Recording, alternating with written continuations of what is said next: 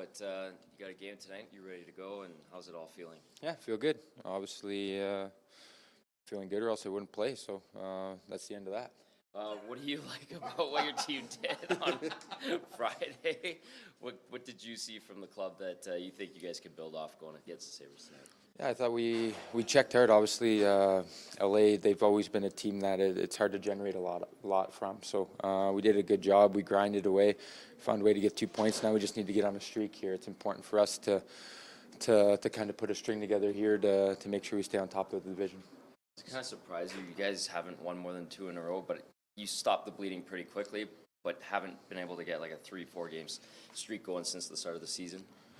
Yeah, it's something you strive to do. Obviously, to be a good team, you have to get on streaks. But at the same time, we've done a good job of addressing what we need to do and not get into slumps. So we know we have to improve, especially as the season goes on here. The games get tighter and teams start locking it down. So we just have to keep improving and keep getting better. When you've been out for a little while, is timing an issue when you first come back? Or Oh, no, not for a week. No. If anything, you should be rested and have tons of energy. The timing and whatnot shouldn't be an issue at all.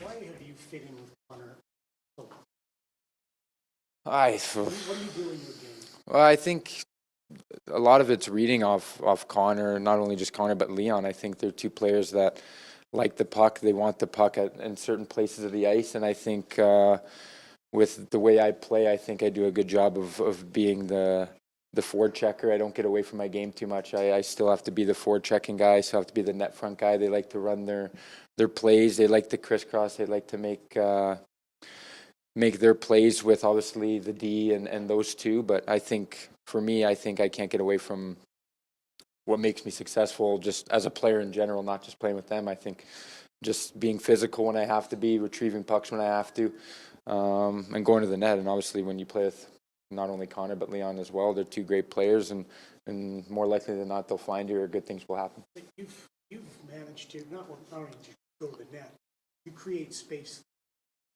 You find that area at the net that's nobody's covering you. You know, when you're playing with them, how do you do that? When you're reading off of that?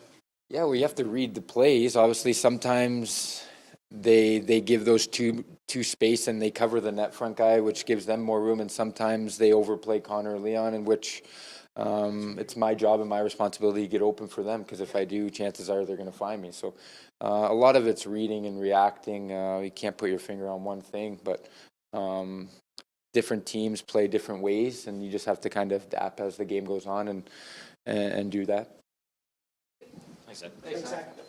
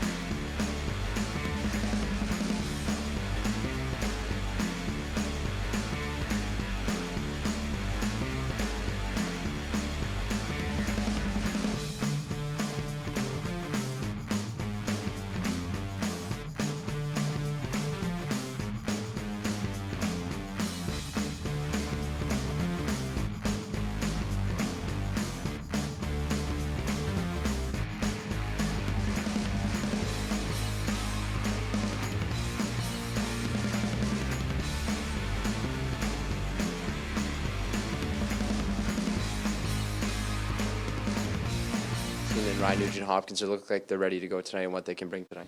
Yeah, they're obviously big key players for us. Obviously, Zach brings a lot of energy to the group and a lot of speed. And obviously, it's going to be nice to have Nugent in the power play, and he's a smart player, especially for a defenseman. It's really good to have him out there. What does it do for the rest of the club on the bench during game action or even in the dressing room to have two leaders back in that dressing room? Well, like I said, they're a really important player for us.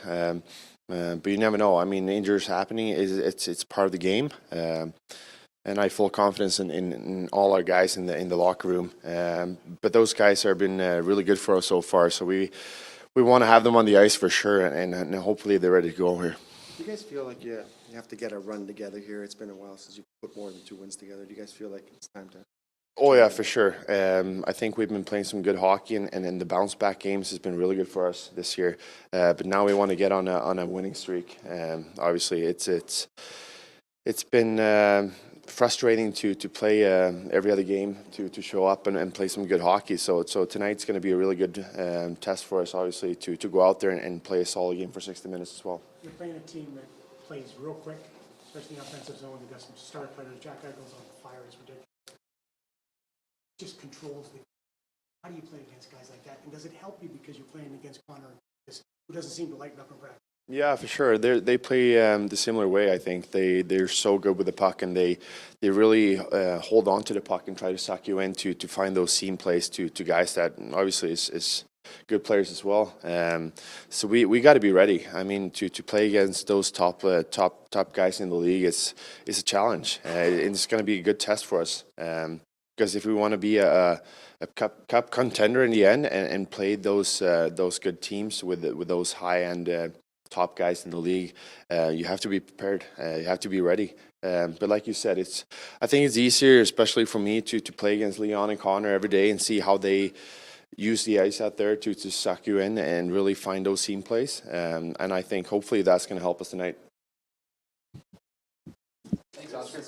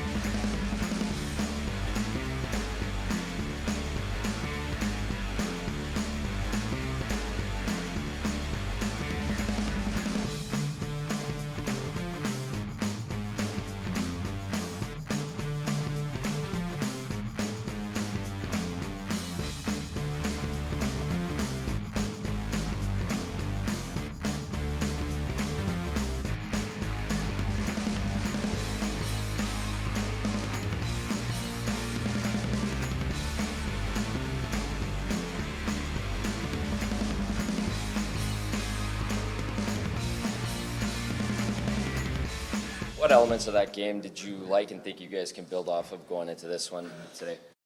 I thought we checked harder. We had a mindset to give up less chances, less goals against, and we did that.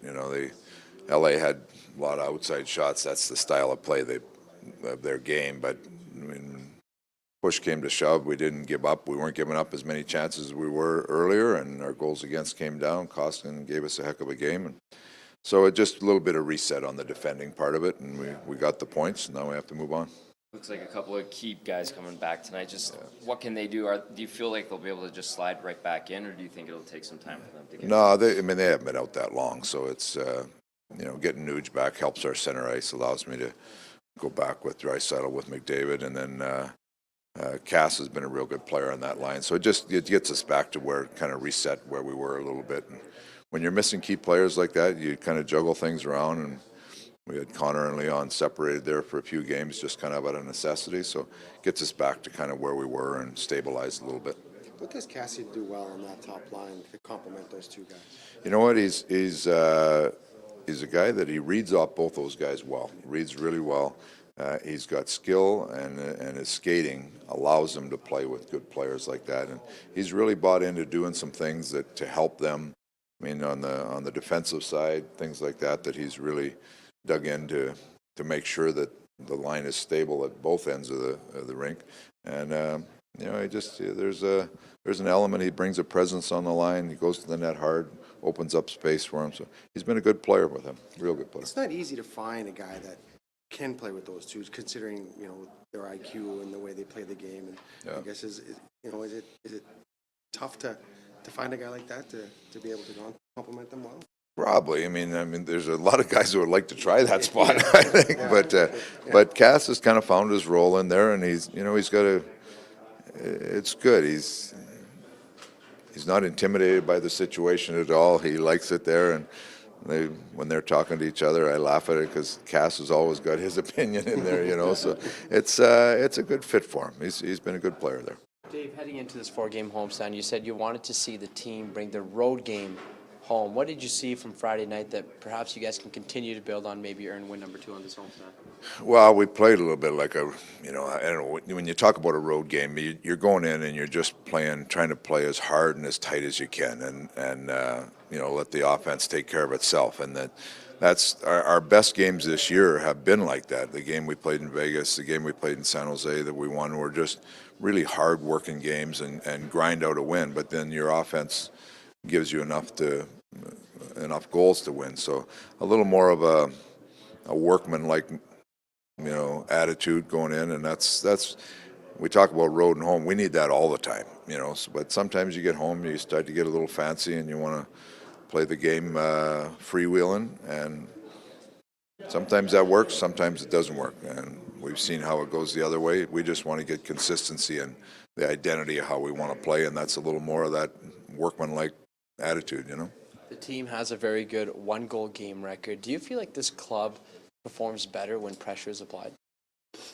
I think we're all right with the pressure. That's we've got a real mindset. We want to hang around games and find ways to win games. So when you get a lead, you can obviously play a certain way. But then if we're chasing a game, we've had some times this year where we feel like we have some offense to chase a game too. So it's depending on how the games go, every scenario is different. But the other night I thought we defended pretty well in a tight game, which is good. And there's been other times when, a lot of times our big guys will get us back into games when we're behind. So it's just about winning, finding a way to win.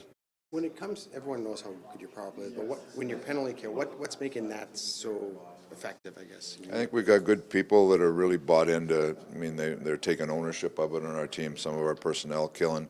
Our goaltender save percentage has been really good on the PK. So Jim Playfair does a real good job with the scheme, our scheme and what we're trying to do.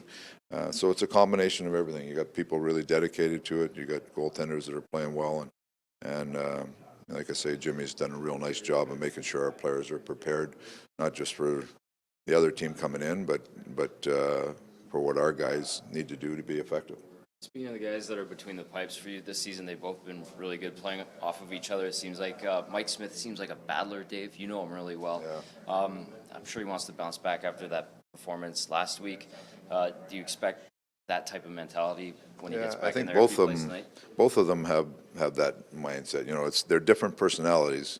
Schmidt's a big personality, and Costa's more laid back. So, but they've been a good tandem this year. They've given us quality starts, and when they have struggled a little bit, they've come back in and played well. So they're. It's a little bit indicative of how we think our team is a real close team. They help each other out, and our goaltenders are no different than the players in front of them. And Dave, You going with Mike tonight? Yeah, Michael played tonight, yeah. and Dave, with the additions of Nugent Hopkins and Cassian, any other lineup changes? No. We'll those two coming in. There'll be a couple guys out. We got to decide which one of those guys are out yet. So we got a couple of things we're looking at, just some line combinations and stuff. But it's Cass and Nuge will both be in for sure. With Buffalo, they're a team that has some high-end talent. I guess what kind of challenges do they present coming in here tonight? I've watched their last couple of games. They're high talent. Jack Eichel's a heck of a player, but they're a good team. They started out well. They've kind of taken a little bit of a dip since then, but you can see the skill. They play with pace, so they'll be a good challenge. Thanks, Dave.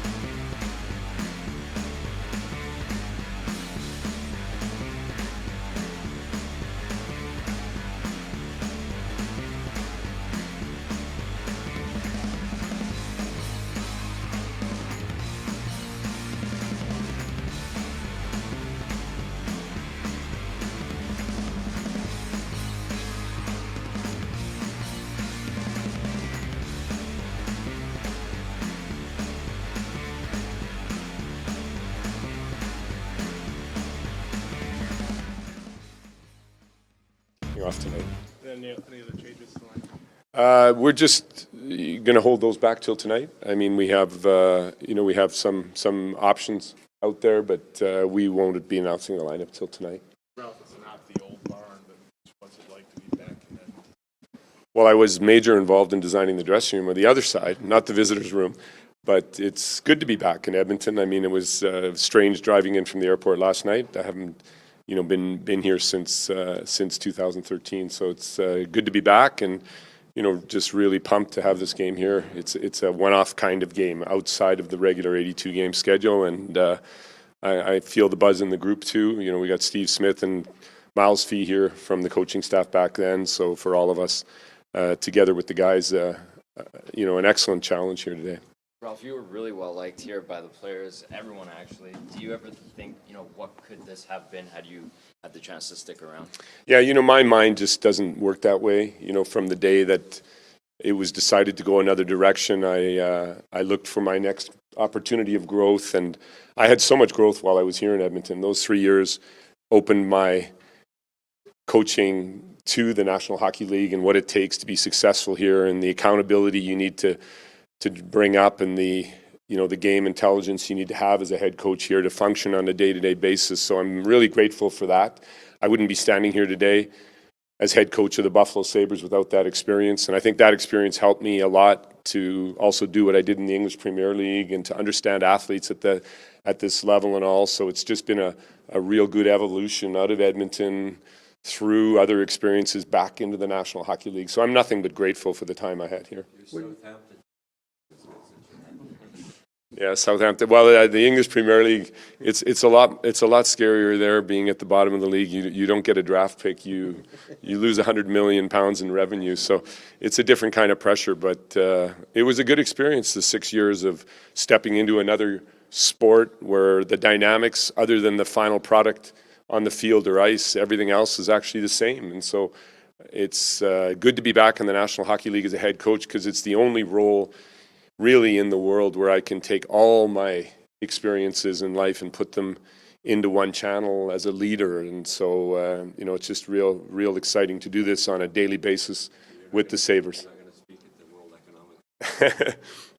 No World Economic Forum this year, but although the break actually falls in January exactly then, and I will be in Davos, so I will be at the forum, but not an active member, no. What is Leon Draisaitl Team Europe 2016 compared to Leon Draisaitl 2019?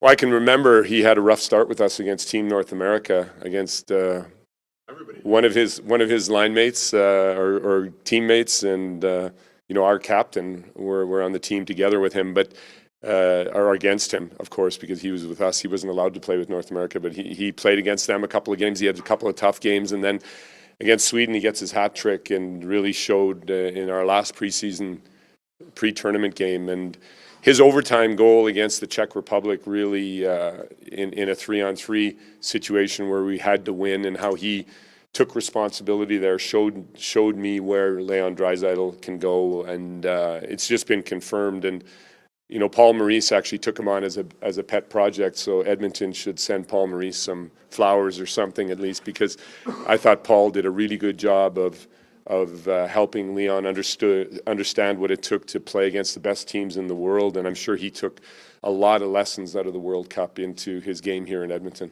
When it comes to this Buffalo team, are there similarities to this team to the team that you coached when you were here with Edmonton? Yeah, it's actually pretty similar where I stepped into the Sabres for where I left the Oilers. I think this group was extremely open to taking on what it takes to be a functioning team with and without the puck in the National Hockey League. And it always, when you have high-end players coming in at 18, 19, takes them a few years really to open their minds to what it takes and what it needs. And I feel that we were just getting there when I left Edmonton, and I've been able to step into the Sabres in an advanced stage where we're close and on the cusp of becoming a competitive team. We are already competitive on a nightly basis, but to stay in the race right through the season, we all know it's a marathon. We're a third in it. We're still there, and that's what we're fighting for, is to understand that. But I agree completely that it's there's a lot of parallels to where I left and where I'm entered. What lessons did you learn from that Oilers team when you guys were right there, pretty much almost to the end? I guess, is there something to be learned about, getting towards the finish line and just trying to get over it? Oh, for sure. I take so many lessons out of that season. I mean, everything happened at warp speed in that lockout season, and the lessons, you needed some time to digest them. And I had 6 years, so that's good. Gave me lots of time. But it really, more than anything, it's what you do in advance of that situation that I learned. You need to set the team up ahead of time for the challenges that come at them, for the adversity that will automatically show up in an 82-game NHL season. So I hope that we've mentally prepared this group better than I did the Oilers back then, and I feel the participation of the group is at a very high level here in Buffalo, and we're just really excited every day to get up, whether we've had a good or bad day the day before. Every new day has been fun with these guys. They're open for learning, they're open for growth and education, and we had that back then with the Oilers too in 12-13. I thought they really were getting ready for the taking on what it needs, and I'm just very happy that I'm in a space where this is happening all over again. How are you not bitter about the way it ended here? I mean, I've read stories where you're not, but it would have been easy to. Yeah. Well, I think gold medal at the Olympic Games in Sochi helped kind of ease the pain a little bit with Team Canada after 13 years with the Swiss national team, and the reality of that wasn't there, and I wasn't the head coach, but I was a part of the process, and it was that entire Steve Yzerman and Mike Babcock reaching out to me 48 hours after I got let go here really just kept me going and kept me moving forwards in the world of hockey, and my mind went the right way right away. I remember there's journalists here standing around me right now that I called, personally called, and then days following that. And the conversations were nothing but positive already then, and just didn't let that bitterness in because, the only person it would have hurt is me, and nobody else would have cared. So I think it was just a life lesson to move on, take the good with you, and take the learners and the lessons and put them somewhere else. And it happened to be in football. I didn't expect that. I didn't apply for that job, but and now that I've come full circle is just a really nice leadership story. Have you talked to Craig since? Have you guys have any discussions since? Nope. Never talked to him, and really don't need to. Dave Tippett's talked about his time away from coaching and what it did for him. And he's kind of brought his temperament down or temperature down. What's the time away done for you? Aged me, first of all. So I'm definitely a lot more patient with the process just because I'm older. But the time away has helped me because all the coaching friends I have in the National Hockey League were very, very open with me because I wasn't coaching against them. So I was able to tap in through Hockey Canada and the World Cup into some of the best minds of hockey in the National Hockey League, and they opened up completely and totally.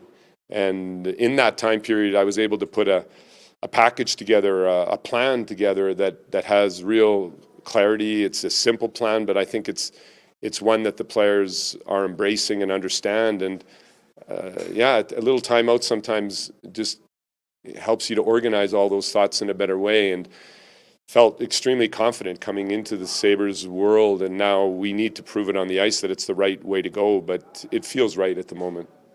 How far has Eichel come in terms of first couple of years? It was always compared to Connor. Yeah. Now it looks like he's very much comfortable with Yeah. being the captain.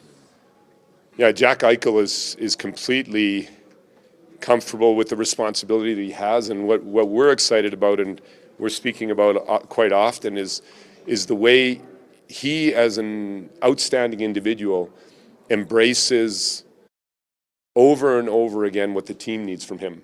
And we all know what that means. It's when he doesn't have the puck, what he's doing and how he's trying to lead the group and bring physicality in and or defensive positioning or tracking back into his own zone or sticking with his guy in the D zone and giving up actually offensive opportunity because of it is showing the maturity of him as a player and as a captain. But again, I'm walking into his season number 5, and you can feel that experience and how the adversity of the past has been positioned properly by him, and shows what kind of a winner he is in his head, because he searches for growth every single day. He's so coachable, and what he does is just an example for the rest of the team, and really helps lead us in the right direction. You talk about all the standard coaching things about defending a team, but how elevated is that against these two guys? Some of the normal things you do may not even work against these two because they're so good. You know, when you look at McDavid and Draisaitl, what they're doing here in Edmonton, it's an exciting entertainment value, but also they're winning games and they're finding ways to win. So they're also maturing in a good way. They're understanding what it takes to finish the games, and it'll be an excellent clash here tonight, I'm sure. But the individual skill, game to game here, and the top end players, whether it's top end forward, top end D, or a top end goalie, they continually tend to make the difference in the results in the end, because there's so many good hockey players now in every team. Everybody's got a scoring threat. Everybody's got speed.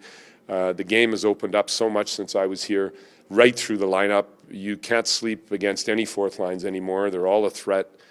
Because of the skill that's right through everybody's group, but it is the top end players that in the end will decide whether teams make it or don't. Everyone. Yeah. Okay. Thanks. Yeah. See you all tonight.